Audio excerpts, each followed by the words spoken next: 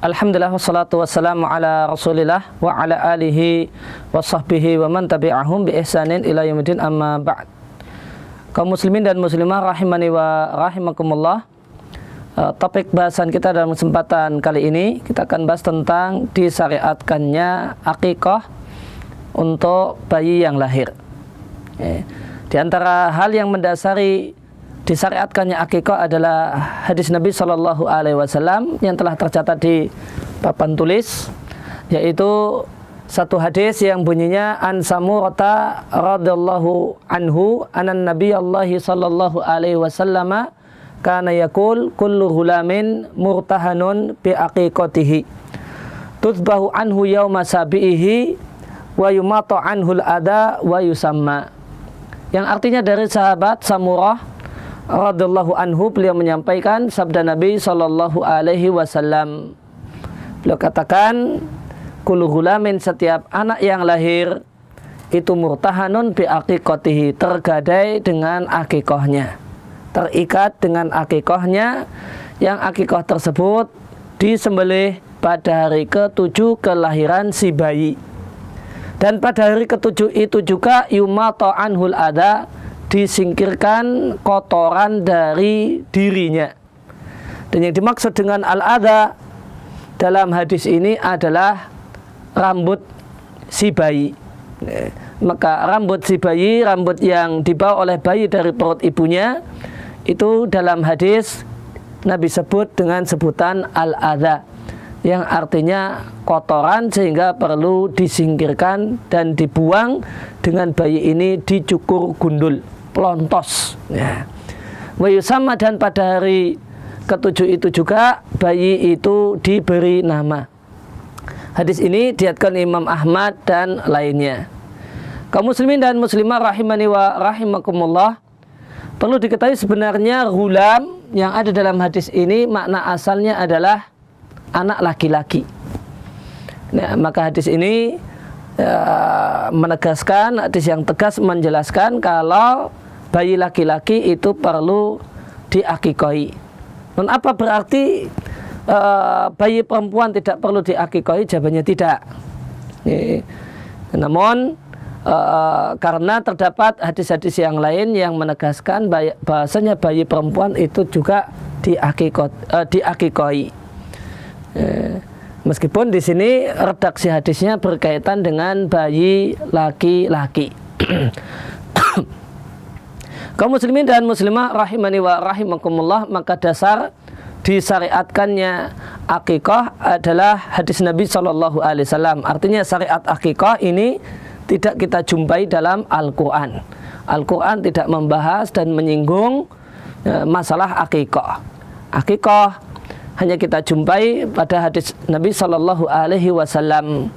Dan seorang muslim tidaklah membeda-bedakan antara aturan yang ada dalam Al-Quran dan aturan-aturan Islam yang ada dalam hadis Nabi Shallallahu Alaihi Wasallam, karena kita diperintahkan untuk taat kepada Nabi Shallallahu Alaihi Wasallam, taat kepada hadis, sebagaimana kita memiliki kewajiban taat kepada Allah, taat kepada ayat-ayat Al-Quran.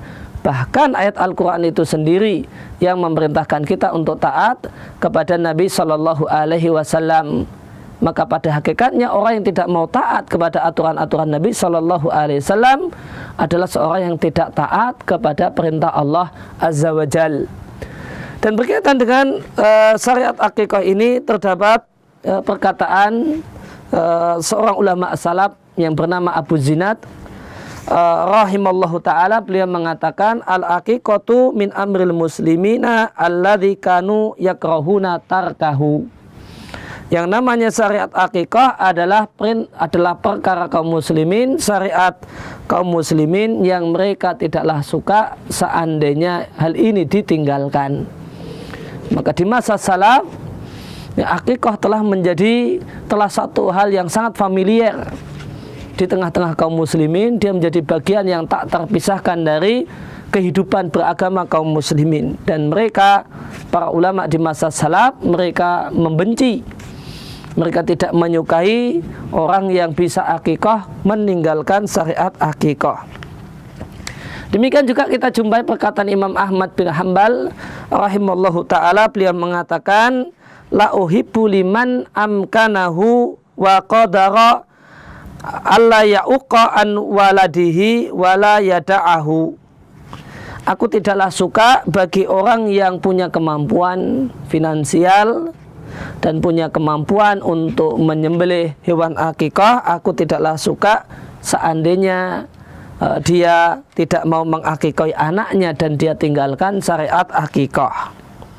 Mengingat sabda Nabi SAW, kemudian Imam Ahmad mengutip sabda Nabi yang ada di sini, yaitu sabda Nabi yang mengatakan al-ghulamu murtahanun bi aqiqatihi, sesungguhnya bayi itu tergadai dengan akikahnya. Kata Imam Ahmad, wa asyaddu ma ruwiya fihi, ini adalah hadis yang paling keras tentang disyariatkannya akikah. Maka hadis yang paling keras memerintahkan untuk menyembelih hewan akikah untuk bayi adalah hadis Samurah yang menegaskan kalau bayi itu tergadai dengan akikahnya sampai disembelih. Dan ada satu hal yang menarik, gimana kalau saat hari ketujuh orang itu tidak punya uang, seorang ayah atau kakek tidak punya uang untuk mengakikahi bayinya ini, perlukah berhutang ataukah tercela berhutang? Jawabannya kita jumpai dari perkataan Imam Ahmad bin Hanbal rahimallahu taala. Wa qala al-Haris li Abi Abdillah, ada seorang bernama Al-Haris bertanya kepada Imam Ahmad, fa illam yakun indahu ma ya'uqu, wahai Imam, gimana kalau seorang itu tidak punya duit untuk mengakikahi anaknya? Maka terdapat jawaban menarik yang disampaikan oleh Imam Ahmad bin Hanbal. Beliau mengatakan, ini istaqaraba rajautu ayukhlifallahu alaihi ahya sunnatan. Jika dia cari utangan dengan tujuan ingin akikah, ingin menyembelih akikah dari uang utangan, maka aku berharap Allah akan menggantikan untuknya. Allah akan ganti uangnya. Allah akan mudahkan dia untuk melunasi utangnya. Kenapa? Beliau berharap Allah akan memberikan kemudahan rezeki untuk orang ini sehingga bisa melunasi utangnya. Ahya sunnatan, karena dia telah menghidupkan satu sunnah Nabi Sallallahu Alaihi Wasallam. Maka fatwa dari Imam Ahmad bin Hanbal rahimallahu ta'ala, beliau menyarankan orang-orang yang tidak punya uang pada waktu akikah, beliau sarankan untuk cari utangan. Dan jangan khawatir tidak bisa membayar utang. Jika niatnya karena menghidupkan sunnah, menghidupkan ajaran Nabi Sallallahu Alaihi Wasallam, maka insya Allah Allah akan mudahkan rezekinya sehingga dia bisa melunasi utangnya.